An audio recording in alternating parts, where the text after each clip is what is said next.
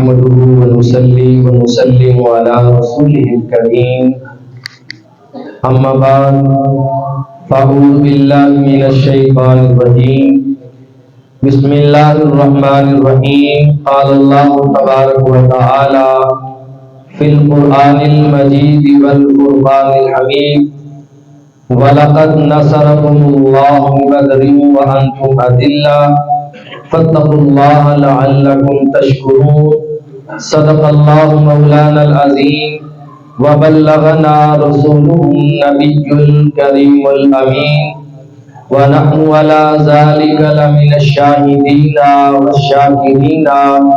والحمد لله رب العالمين إن الله وملائكته يصلون على النبي يا أيها الذين آمنوا صلوا عليه وسلموا تسليما مل کے پڑھیے الصلاۃ والسلام علیک یا سیدی یا رسول اللہ وعلى آلك وأصحابك يا سيدي يا حبيب الله الصلاة والسلام عليك يا سيدي يا نبي الله وعلى آلك وأصحابك يا سيدي يا رحمة للعالمين يا صاحب الجمال ويا سيد البشر من وجهك المنير لقد نبر القمر لا يمكن الثناء كما كان حقه بعد خدا بزرگ ہوئی قصہ مختصر اور کی محمد سے وفا نے تو ہم تیرے ہیں یہ جہاں چیز ہے کیا لوہ قلم تیرے ہیں خالق کائنات کی حمد و ثنا کے بعد اور خالق کائنات کے پیارے محبوب نبی معظم نبی محتشم آقا دو جہاں سرور انبیاء مالک کون و مقام ہادی سبل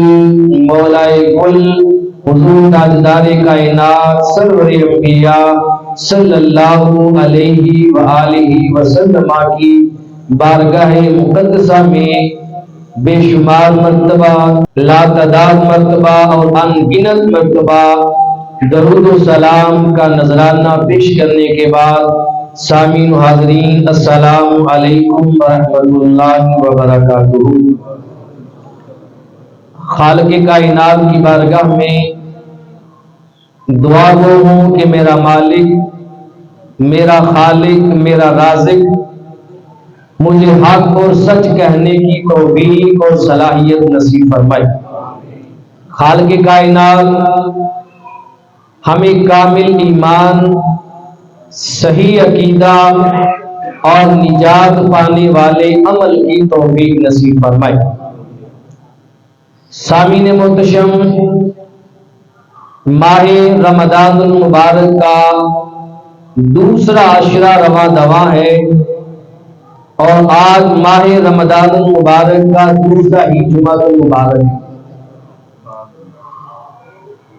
ہم نے پچھلے جمعہ المبارک کے موقع پر مومنوں کی سب سے پہلی ماں سیدہ طیبہ خدیجۃ الکبریٰ رضی اللہ تعالی عنہا ام المومنین آپ کے فضائل اور آپ کی سیرت پہ چند باتیں آپ کے گوش گزار کی تھی۔ آج 13 رمضان المبارک ہے اور آج سے 3 دن بعد چوتھے دن 17 رمضان المبارک کو یوم بدر کے نام سے یاد کیا جاتا ہے، جسے قرآن مجید نے یوم الفرقان کہہ کے پکارا ہے۔ مارکہ حق و باطل میدان بدر کے اندر سن 2 ہجری میں 313 صحابہ کرام اور 1000 کفار کے لشکر جرار کے درمیان حق اور باطل میں فرق کرنے کے لیے بپا ہوا تھا۔ وہ مشرکین مکہ، وہ سرداران مکہ جو اپنے آپ کو طاقتور سمجھتے تھے اور حق پر سمجھتے تھے، 313 صحابہ نے ان کے سینے پر ایسی تھاپ لگائی کہ اگر کفر آج بھی بدر کو یاد کرے تو کام جائے گا۔ میدان بدر کا پس منظر کیا تھا؟ میدان بدر میں غزوہ بدر ہونے کے اسباب کیا تھے؟ میں مختصر اس کا پس منظر آپ کے سامنے عرض کروں گا تاکہ بدر کو سمجھنا آسان ہو جائے۔ حضور علیہ الصلوۃ والسلام نے اپنی عمر کے 40 سال اہل مکہ میں گزارے اور 40 سال حضور علیہ الصلوۃ والسلام کا کھانا پینا، اٹھنا بیٹھنا، چلنا پھرنا، اوڑھنا بچھونا، آپ کی گفتگو، آپ کی تجارت، آپ کا اخلاق، یہ ساری چیزیں دیکھنے کے بعد انسان تو انسان، وادی مکہ کے پتھر بھی جان گئے تھے کہ آپ نبی ہیں۔ صرف نہیں مانا تو وہاں کے مشرکوں اور کافروں نے نہیں مانا، وہ یہ بھی جان گئے تھے کہ حضور صادق و امین ہے، حضور کی بارگاہ میں اپنی امانتیں رکھتے ہیں۔ جو ہی حضور نے 40 سال کی عمر مبارک میں اعلان نبوت فرما دیا تو کافروں کے، مشرکین مکہ کے، سرداران قریش کے تیور پھر گئے۔ حضور سے بغاوت، دشمنی، نفرت اور مخالفت پہ اتر آئے۔ ہر لمحہ اور ہر لحظہ بھی دین اسلام کو مٹانے کے در پہ رہے ہو۔ اعلان نبوت سے لے کر 15 سال تک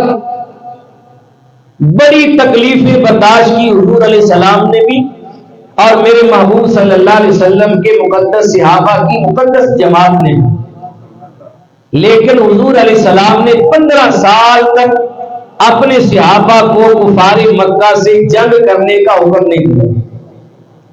اعلان نبوت کے بعد 13 سال حضور مدینہ میں رہے، 53 سال کی عمر مبارک میں پھر ہجرت فرما کے مدینہ منورہ آئے اور 10 سال مدینہ المنورہ میں گزارے۔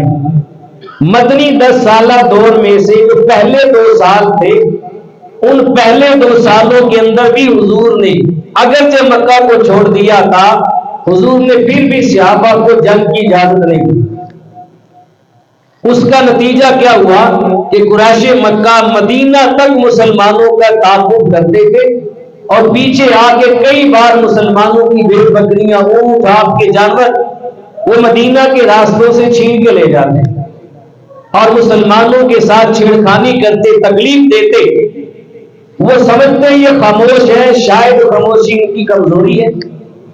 لیکن بعض لوگ ایسے ہوتے ہیں جو صلح پسند ہوتے ہیں،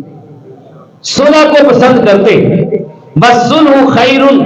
قرآن بھی کہتا ہے کہ صلح میں بھلائی اور خیر ہے۔ حضور علیہ السلام نے چونکہ اللہ کی بارگاہ سے جہاد کا بھی حکم نہیں آیا تھا تو صحابہ کو مدینہ طیبہ میں آ کر بھی ان کی چھیڑخانی کے بعد بھی حضور نے اجازت جہاد ابھی نہیں دی۔ پھر سن 2 ہجری کے اندر ہی اہل مکہ کا بہت بڑا تجارتی قافلہ ابو سفیان کی قیادت میں، جو بہت سارے سرداران قریش کا مال لے کر، ایک بڑا بزنس مین اس دور میں ہوا کرتا تھا کہ اہل مکہ میں سے جنہوں نے سامان خریدنا ہے یا بیچنا ہے، ایک نمائندہ تیار ہوتا تھا، سارے اپنا اپنا مال اسی کو دیتے تھے، میرا بھی مال لے جاؤ، میرا بھی لے جاؤ، میرا بھی لے جاؤ، اور ایک ہی بندہ قافلہ لے کے جائے اور ملک شام کی منڈی میں فروخت کر کے آئے۔ ابو سفیان پورے اہل مکہ کا قافلہ لے کر ساز و سامان کا تجارت کے لیے مدینہ کے راستے سے ملک شام جاتا ہے۔ حضور علیہ السلام کو خبر ہوئی بڑا تجارتی قافلہ گیا ہے۔ حضور نے اپنے صحابہ کو جمع کیا اور فرمایا، صحابہ آج تک کافر سمجھتے تھے شاید ہم کمزور ہیں، ہماری خاموشی کو ہماری کمزوری سمجھ بیٹھتے تھے، انہیں معلوم نہیں کہ بازوؤں میں ہمارے بھی قوت ہے۔ چلو آج ہم مدینہ کے راستے میں باہر نکلتے ہیں اور ابو سفیان کے تجارتی قافلے کو صرف روکتے ہیں، لڑنے کی غرض سے نہیں، صرف روکنے کے لیے گئے، تنبیہ کرنے کے لیے کہ روک کر انہیں یہ باور کرواتے ہیں کہ ہمارے بھی بازوؤں میں طاقت ہے، اگر کچھ کرنا چاہیں تو ہم کر سکتے ہیں۔ لیکن ہماری خاموشی کو ہماری کمزوری نہ سمجھو، کہ انہیں روک کر تنبیہ کرتے ہیں تاکہ ان کے دلوں میں ہمارا روب اور خوف بیٹھ جائے۔ اس نظریے سے حضور اپنے صحابہ کو لے کے مدینہ کے راستے میں آئے۔ صحابہ میں ہتے تھے، چونکہ جنگ نہیں کرنی تھی، قافلے کو فقط روکنا مقصود تھا، تو 313 آئے نہتے، ان میں سے 6 کے پاس زرے تھی اور 8 کے پاس تلواریں تھی، چند کے پاس گھوڑے تھے، بس باقی سارے نہتے تھے۔ ادھر ابو سفیان کو معلوم ہو گیا کہ مسلمان ہمارا قافلہ روکنا چاہتے ہیں۔ ابو سفیان نے ایک تیز ترار عربی النسل گھوڑے پر ایک قاصد دوڑایا کہ جلدی مکہ المکرمہ میں جاؤ، ابو جہل کو اور قریش مکہ کو خبر دو کہ مسلمان تمہارے سامان کو لوٹنا چاہتے ہیں، میری مدد کے لیے نکلو۔ وہ قاصد گھوڑے پہ بیٹھا، گھوڑے کو ایڑی لگائی اور تیز رفتاری کے ساتھ مکہ گیا، اور جاتے ہوئے راستے میں اس نے اپنے گھوڑے کے کان چیر دیے، خون بہا۔ یہ علامت تھی عرب کے اندر، جب کوئی بری خبر سنانی ہوتی تھی تو اپنے کانوں سے خون نکالا جاتا تھا۔ اس نے اپنے گھوڑے کے کان چیر دیے اور خون نکالا، اور مکہ میں پہنچ کر سینے کعبہ میں چیخ و پکار کی آوازیں دی، لوگوں آؤ، تمہارے ساز و سامان کو جو بھاری منافع کے ساتھ آ رہا تھا، مکہ سے آ رہا تھا مدینہ کے راستے سے، اسے مسلمان روکنے والے۔ ابو سفیان نے مدد کے لیے پکارا۔ یہ بات سنی تو سارے قریش مکہ جمع ہو گئے، لوگوں کو جمع کیا، ہتھیار جمع کیے۔ ابو جہل کی سربراہی میں 1000 کا لشکر تیار ہو گیا، 1000 کا لشکر۔ ادھر ابو سفیان بڑا شاطر بندہ تھا، اس نے مدینہ المنورہ کا راستہ ہی بدل لیا، وہ دریا کے راستے سے شارٹ کٹ چلا گیا، اور ایک قاصد پھر پیچھے بھیجا مکہ میں کہ ہمارا قافلہ حفاظت کے ساتھ مدینہ کے راستے سے نکل آیا ہے، اب ہمارے قافلے کو کوئی خطرہ نہیں، لہذا جنگ کی ضرورت نہیں ہے، آپ اپنے احباب کو لے کر واپس چلے جائیں۔ جب یہ قاصد پیغام لے کر آیا تو ابو جہل پر ضد ہوا۔ ابو جہل نے کہا نہیں، اب ہم نے تیاری کر لی ہے، اب ہم مسلمانوں کو سبق سکھا کر ہی واپس آئیں گے، اب ہم مسلمانوں کو ان کے نبی کو معاذ اللہ صفحہ ہستی سے مٹا کر آئیں گے۔ اس نے 1000 کا لشکر تیار کر لیا۔ ادھر کافروں کے اس حربے کی خبر میرے محبوب صلی اللہ علیہ وسلم کو بذریعہ جبریل امین علیہ السلام پہنچی۔ حضور علیہ السلام نے اپنے صحابہ کو مدینہ واپس نہیں بھیجا راستے سے کہ جاؤ ہتھیار لے کر آؤ، ساز و سامان جمع کرو، اعلان کرو باقی صحابہ آ جائے، نہیں۔ حضور جانتے تھے کہ ہمارے ساتھ غیبی مدد اور طاقت آئے گی، اللہ کی نصرت ہمارے ساتھ ہے۔ حضور علیہ السلام نے وہیں اپنے صحابہ کو جمع کیا، صحابہ سے مشورہ لیا، اور مشورہ لیتے ہوئے فرمایا صحابہ کافروں کی تعداد 1000 ہے، وہ مقابلے کے لیے چل پڑے ہیں،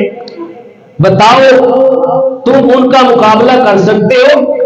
جب میرے محبوب نے مشورہ لیا اور اعلان کیا تو سب سے پہلے مجمع میں جو ہستی تھی اس کا نام سیدنا صدیق اکبر رضی اللہ تعالیٰ عنہ کھڑے ہوئے، یا رسول اللہ ہمارے سر کس لیے ہیں؟ یہ آپ پہ کٹنے کے لیے ہمارے سر ہے، میں حکم دے، ہم کٹنے مرنے کو تیار ہیں۔ سیدنا فاروق اعظم کھڑے ہو گئے، یا رسول اللہ ہم تو بڑے سالوں سے منتظر ہیں کہ آپ کا حکم آئے، ہم کافروں کو صفحہ ہستی سے مٹا کے رکھ دیں۔ آپ بیٹھے تو شیر خدا حیدر کرار نے نعرہ بلند کیا، کھڑے ہوئے، عرض کی یا رسول اللہ آپ اپنی آنکھوں سے دیکھ سکتے ہیں کہ علی کی تلوار کو زنگ لگ گیا، آقا یہ زنگ کب اترے گا؟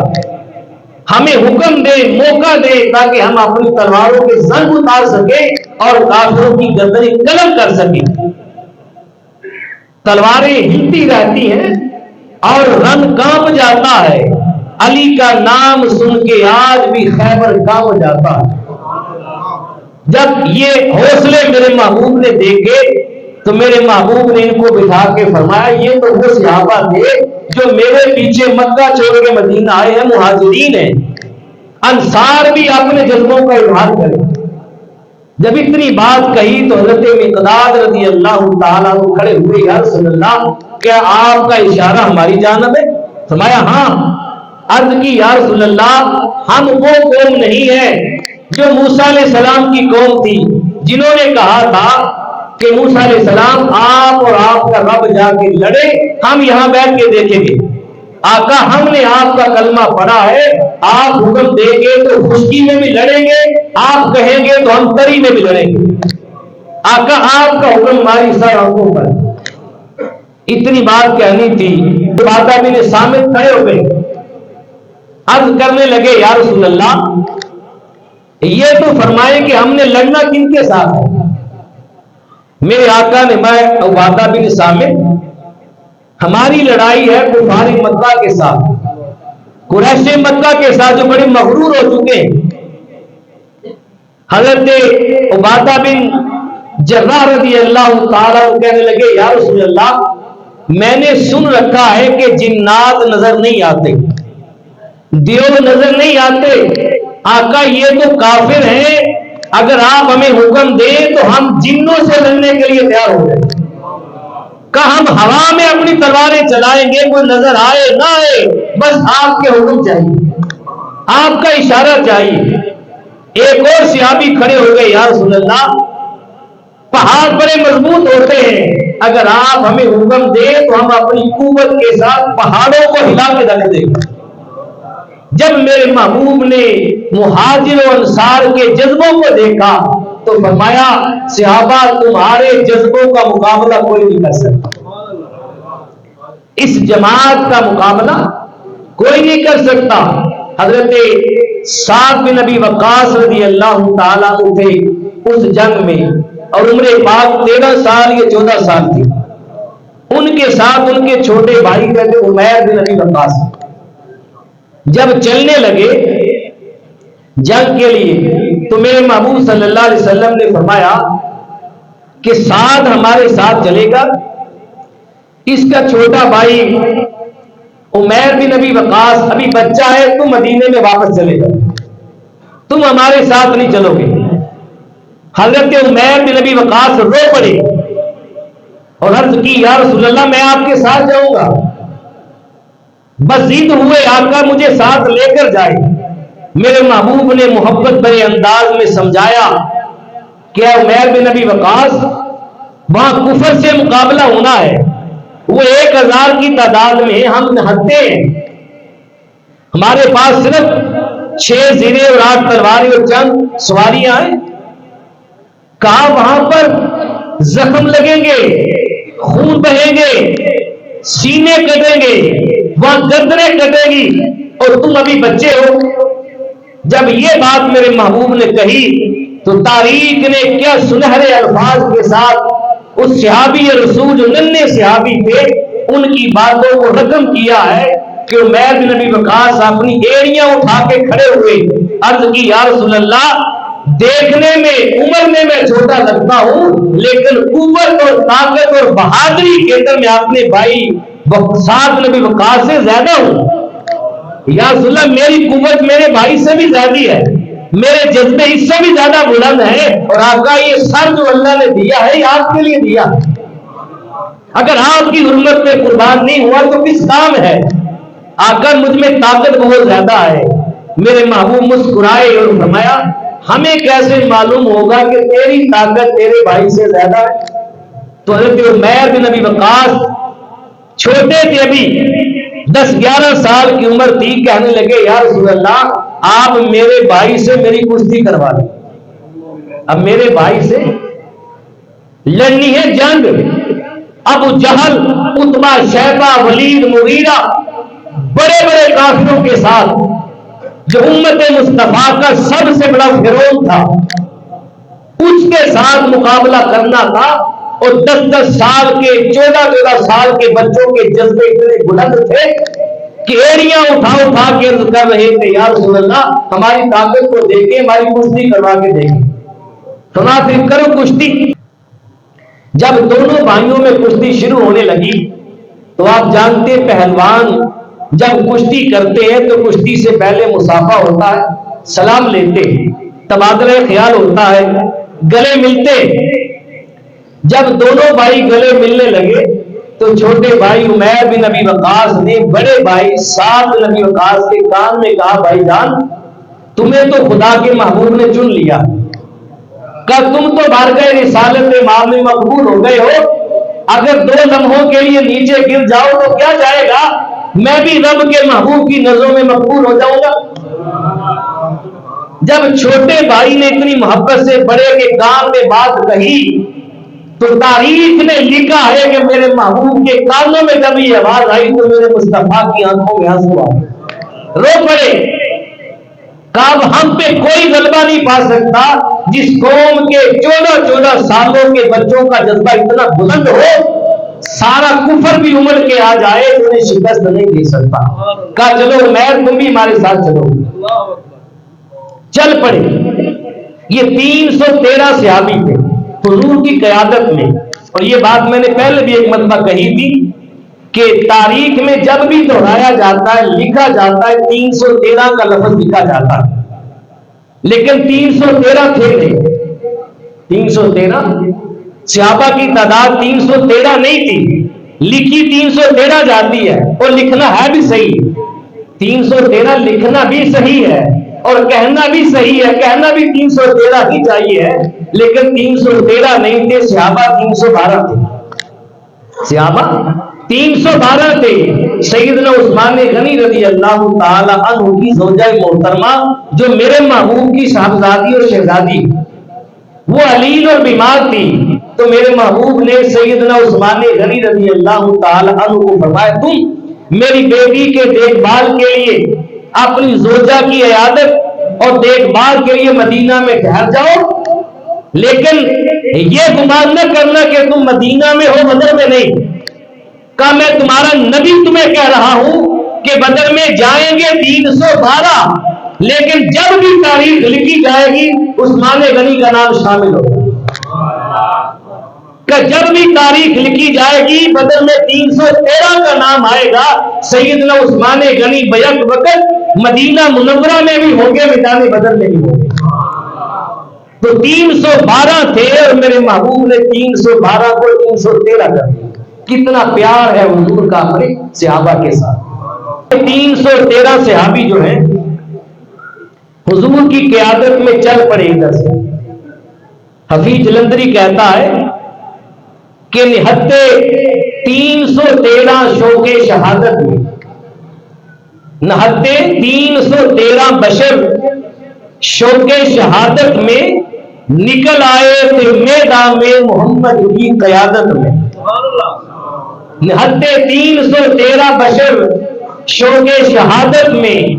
نکل آئے تھے میدان میں محمد کی قیادت میں،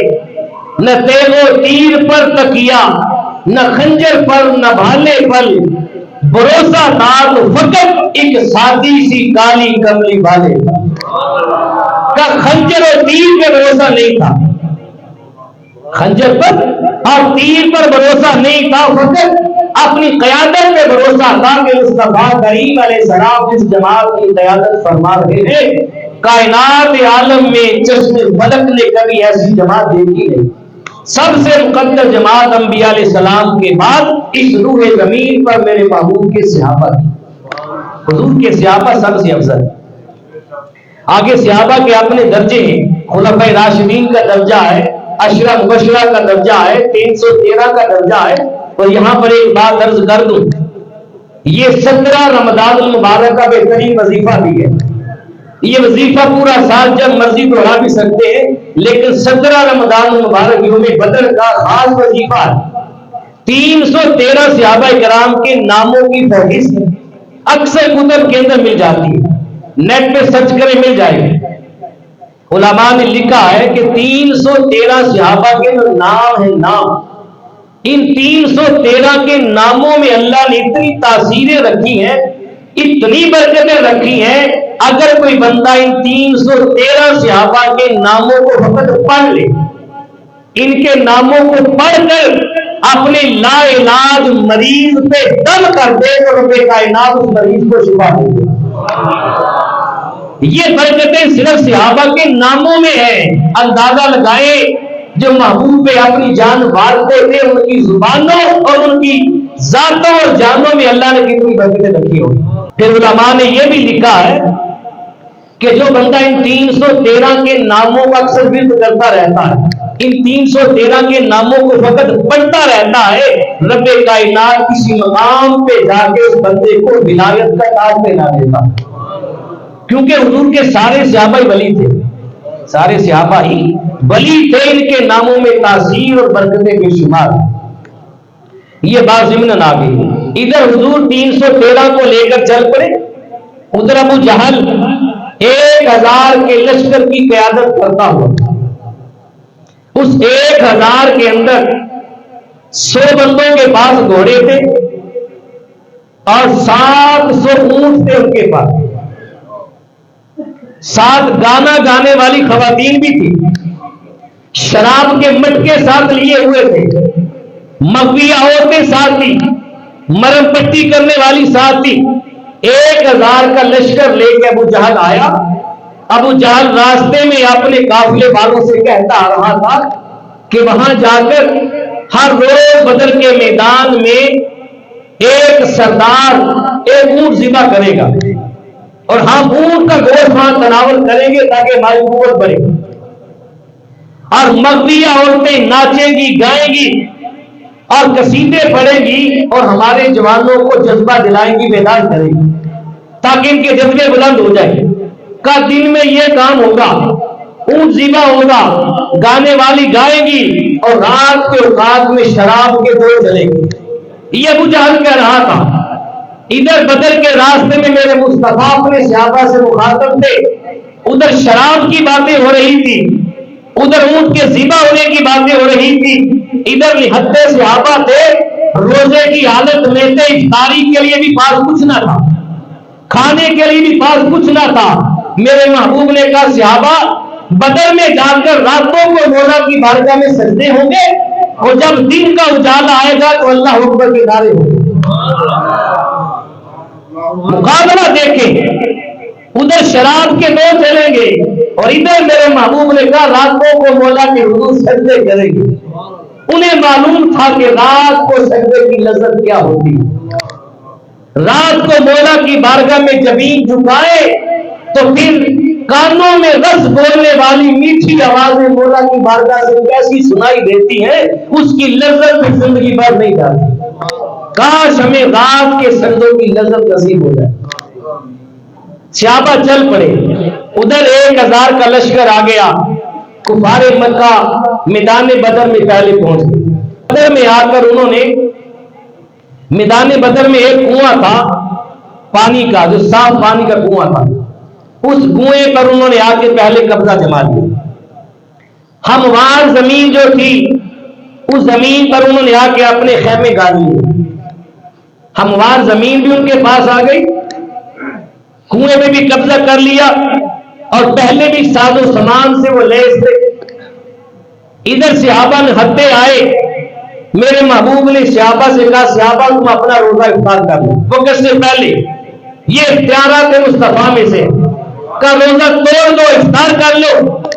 اب صحابہ ایک دوسرے کی طرف دیکھتے تھے اور کھجور نہیں کھاتے تھے۔ میرے محبوب گھوڑے پہ بیٹھے تھے، اپنی جیب سے کھجور نکال کے سب سے پہلے میرے مصطفیٰ نے کھائی، کہا ایسے کھا کے روزہ افطار کر دو۔ سب صحابہ نے حضور کو دیکھا تو روزہ افطار کر دیا۔ بدر میں آئے، ہموار زمین نہیں ملی، ریتلی زمین تھی، گرمی تباہی کی تھی، سورج آگ برسا رہا تھا، پانی کا کنواں کفار کے قبضے میں تھا۔ زمین پہ جب آئے تو بڑی سخت گرمی تھی، سفر سے ڈھال تھے، پیدل سفر کیا تھا، چند گھوڑے تھے بس۔ جب بدر میں پہنچے ہیں تو گرمی سے نڈال، تھکاوٹ سے نڈال،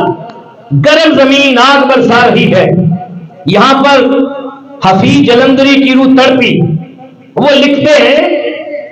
کہ زمین نے اللہ کی بارگاہ میں دعا کی، زمین رو کے اللہ کی بارگاہ میں کہنے لگی مولا تیرے حبیب کے قدم جب میری اس خاک پہ آئے، اے اللہ تیرے حبیب کے قدم جب میری اس خاک پہ آئے، الہی حکم دے سورج کو کہ پھر نہ آگ برسائے، الہی حکم دے سورج کو کہ پھر نہ آگ برسائے، میرے دامن سے گر ان کو ہوائے گرم آئے گی تو مولا مجھ کو رحمت للعالمین سے شرم آئے گی۔ زمین نے غور کر یہ کہا، اس کی دعا قبول ہو گئی، رب نے بارش کا نزول فرما دیا، بدر میں بارش آ گئی، صحابہ اپنی سواریوں پر جہاں جہاں تھے انہیں ہلکی سی اونگ آئی، ان کی تھکاوٹ دور ہو گئی۔ بارش آئی، کفار مکہ نے ہموار زمین پہ قبضہ کیا تھا، وہاں کیچڑ بن گیا، دلدل ہو گئی، اور ان کا جو پانی کنویں کا جمع کیا تھا سارا پانی ضائع ہو گیا۔ اب جو پانی پہ قابض تھے ان کا پانی ختم ہو گیا، اور دلدل میں تھے، کیچڑ میں تھے، اور مسلمان جہاں دوسری زمین پر ریتلی زمین پر تھے وہاں پر اللہ پاک نے زمین کو ہموار کر دیا، پانی جمع ہونا شروع ہو گیا۔ میرے حبیب نے صحابہ یہ پانی اللہ نے تمہارے لیے بھیجا ہے، چھوٹے چھوٹے حوض بنا لو تاکہ پانی تمہارے بھی کام آئے، تمہاری سواریوں کے بھی کام آئے۔ صحابہ نے پانی کے حوض بنائے بدر کے میدان، کفار مکہ کے کنویں میں پانی ختم، کیچڑ ہے، اور مسلمان ہموار زمین پہ آ گئے، پانی کے حوض بھی چھوٹے چھوٹے بن گئے۔ رات ہوئی، مولا کی بارگاہ میں سجدوں میں تھے، دو کافر چپکے سے مسلمانوں کے حوض سے پانی پینے آ گئے۔ تاریخ میں ہے وہ پانی پینے آئے، ایک صحابی نے بارگاہ رسالت ماں میں عرض کی، یا رسول اللہ دو کافر چپکے سے ہمارے حوض سے پانی پی رہے ہیں، اگر آپ حکم دیں تو ایک ہی نشانے کے ساتھ دونوں کو ڈھیر نہ کر دوں؟ میرے آقا نے میں صحابہ نہیں، انہیں پانی پینے دو، یہ ہے اخلاق پیغمبری۔ ہمارے سامنے تو افطاری کے موقع پر پانی کا ایک کولر پڑا ہو تو ہم لڑ پڑتے کہ پہلے میں پیوں گا، بے شک پانی سارا گر جائے۔ کہا صحابہ انہیں پانی پینے دو، عرض کی یا رسول اللہ وہ کافر ہے۔ فرمایا کیا ہوا؟ کافر ہے، انسان تو ہے نا، کا انسان ہے، اور دیکھ آیا کہاں ہے؟ کہا محمد رسول اللہ کے در دولت پہ آ کے پانی پی رہا ہے، یہ در تو وہ در ہے جس آستانے سے کبھی آنے والا خالی نہیں جاتا۔ صحابہ انہیں جی بھر کے پانی پینے دو، پی کے جانے دو، اگر کوئی اور بھی پینے آ جائے تو اسے بھی پلا کے دے دو۔ وہ پانی پی کے سیر ہو کے چلے۔ ابو جہل نے اپنے دو جاسوس رات کے اندھیرے میں بھیجے، جاؤ جاسوسی کرو، دیکھو اس دور میں جاسوسی کرنا آسان ہوتی، پتہ نہیں چلتا تھا۔ جاسوسی کے لیے دو جاسوس آئے، وزٹ کیا، خیموں میں جان جان کے دیکھا، سب کو دیکھنے کے بعد چلے گئے۔ ابو جہل شراب کے نشے میں تھا، یہ جاسوس جا کے خبر دیتے ہیں کہ ابو جہل اے سردار مکہ، مسلمانوں کے پاس تعداد صرف 313 کی، 313 ہے اور نہتے ہیں، ساز و سامان بھی نہ ہونے کے برابر ہے، صرف 6 زرے ہیں اور 8 تلواریں ہیں، بس وہ چند گھوڑے ہیں، اور 313 افراد ہیں، ان میں بچے بھی ہیں، جوان بھی ہیں، بوڑھے بھی ہیں۔ عبادہ بن جراح رضی اللہ تعالیٰ عنہ جیسے بوڑھے تجربہ کار بھی۔ اتنی بات سنی تھی ابو جہل نے تو جاسوس کی بات کاٹ کر درمیان میں کہنے لگا، اگر ایسی بات ہے تو پھر میری بات غور سے سن لو، کہ رات کو آرام سے سو جاؤ، شراب کے دور چلاؤ، جب صبح ہوگی تو مسلمان تو بڑے کمزور ہیں، ساز و سامان ہے نہیں، ہم ان کو جا کے آرام سے گرفتار کر لیں گے، اور گرفتار کر کے اپنی اونٹوں اور گھوڑوں کی پشتوں کے پیچھے باندھ کر معاذ اللہ انہیں گھسیٹ کے مکہ لے جائیں گے، اور مکہ میں جا کے سارے اہل مکہ کے درمیان ان کا حشر برپا کریں گے۔ ابو جہل نے جب یہ بات کہی، وہ جاسوس آگے بول پڑا، کہنے لگا اے ابو جہل تم نے میری آدھی بات سنی ہے، پوری بات نہیں سنی، میری پوری بات بھی سن لو۔ کا پوری بات سنا کیا ہے؟ وہ کہنے لگا کہ مسلمانوں کو کمزور نہ سمجھنا، اگرچہ نہتے ہیں، اگرچہ 313 ہیں، اگرچہ بچے بوڑھے اور جوان سارے شامل ہیں، لیکن یہ بات یاد رکھنا یہ جتنے بھی آئے ہیں سارے اپنے سر پہ کفن باندھ کے آئے،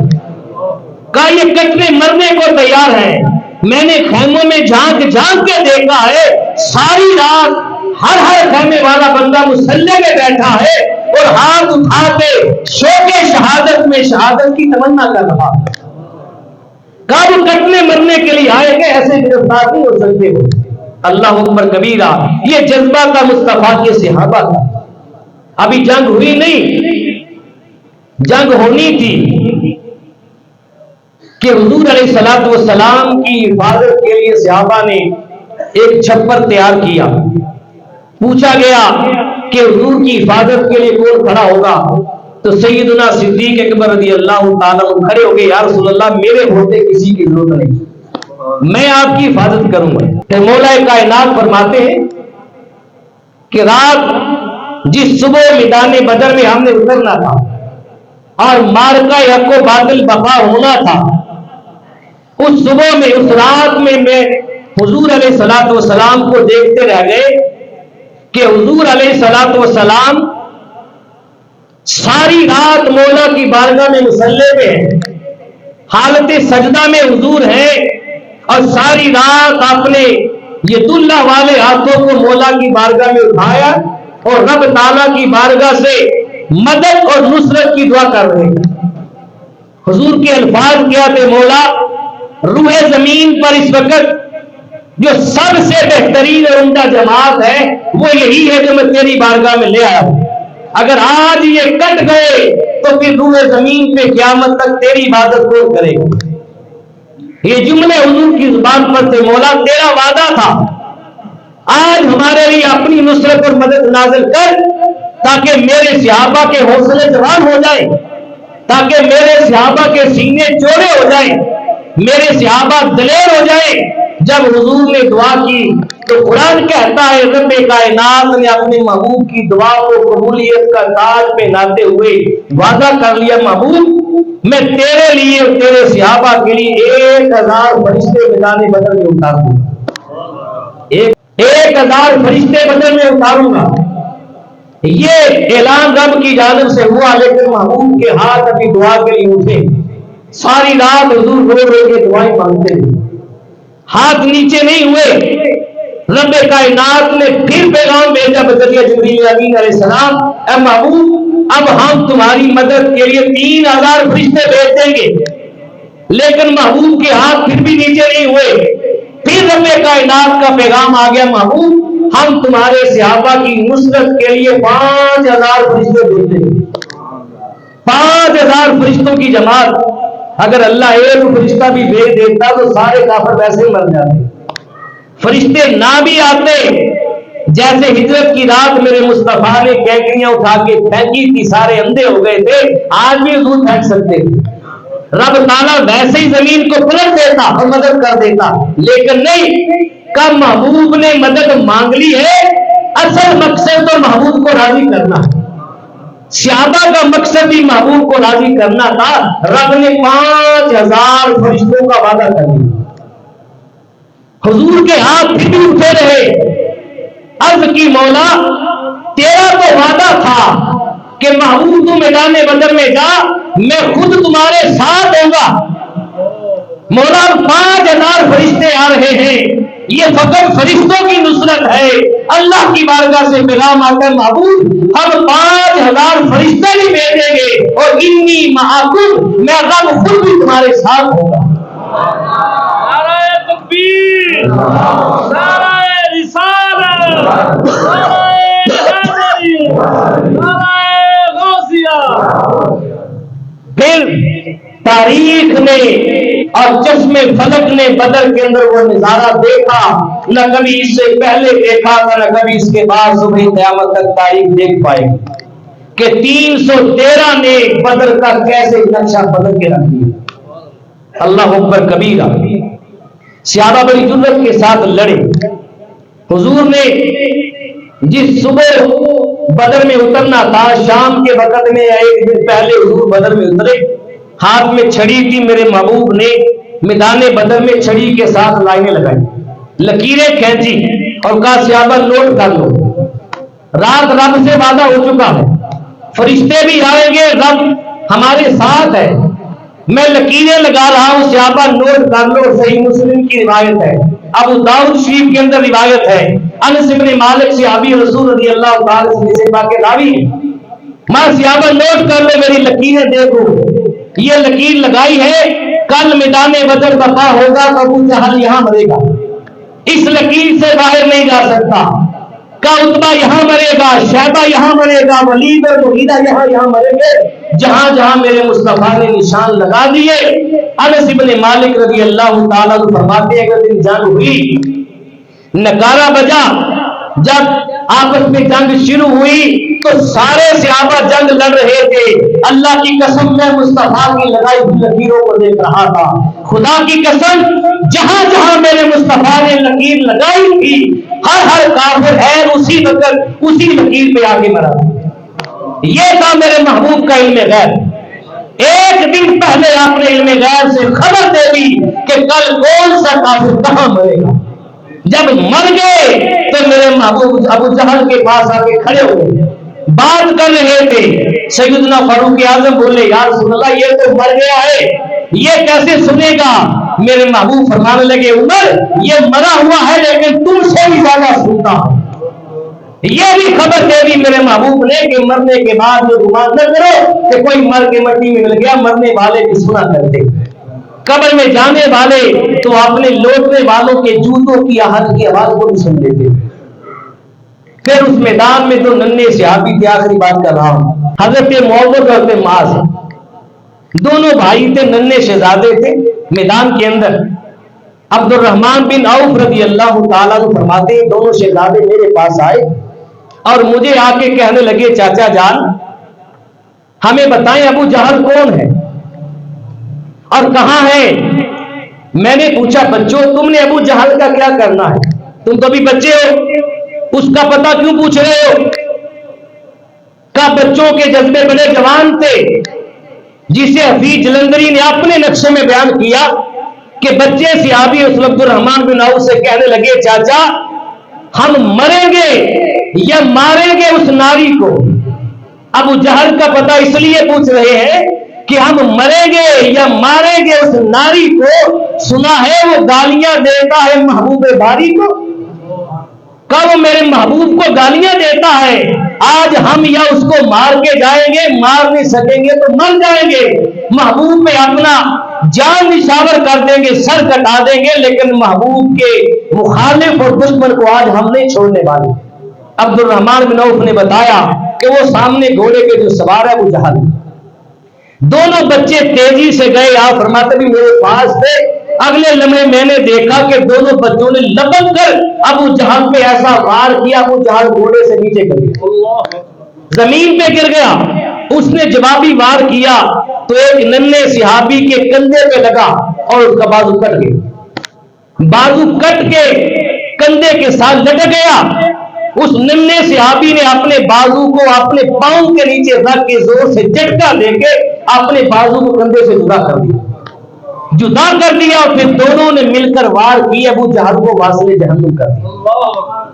واصل جہنم کر دیا، اور پھر بازو اٹھائے بارگاہ رسالت ماں میں آگے آقا تم ہی ہمارے طبیب ہو، تم ہی ہمارے حکیم ہو، تم ہی ہمارے والد ہو، تم ہی ہمارے سب کچھ ہو، میرے مصطفیٰ نے اپنا لواب دہن لگایا، بازو جوڑ کے رکھ دیا، بازو جس محبوب کے لیے کٹے تھے اس محبوب نے بھی اپنا حق پورا پورا ادا کر دیا۔ پھر مسلمانوں نے ایسا کام کیا کہ تاریخ نے دیکھا صرف 6 زریں اور 8 تلواریں تھی 1000 کے مقابلے میں، جن کے ہاتھوں میں تلواریں تھی وہ آگے بھاگ رہے تھے، جو خالی ہاتھ تھے وہ پیچھے بھاگ رہے تھے، کئی کے جوتے بھی اتر گئے اور دم دبا کے وہاں سے بدر سے بھاگے، ساز و سامان مال غنیمت سب کچھ چھوڑ کے بھاگے، 70 کافر مسلمانوں نے مار دیے، 70 قیدی بنا لیے، باقی سارے وہاں سے بھاگے، اور رب کائنات نے حق و باطل کا سب سے پہلا مارکا حضور کی قیادت میں اور سب سے بڑا مارکا اس میں مسلمانوں کو اور صحابہ کی عظیم جماعت کو اللہ نے فتح عطا فرمائی۔ اور یہ کب وفا ہوا؟ سن 2 ہجری میں 17 رمضان المبارک کو میدان بدر کے اندر دینا کی وادی سے غالباً 150 میل دور تپتے ہوئے ریگستان کے اندر یہ واقعہ پیش آیا۔ آج سے 4 دن بعد 17 رمضان المبارک ہے۔ اللہ پاک بدر کے شہداء پر اور بدر میں جانے والے تمام صحابہ پر اللہ اپنی بے بہا رحمتوں کا نزول فرمائے، اور اللہ تبارک و تعالی ہمیں ان کی زندگیوں سے، ان کی سیرت سے، ان کے کردار سے اللہ پاک ہمیں فیض حاصل کرنے کی توفیق اور سعادت نصیب فرمائے۔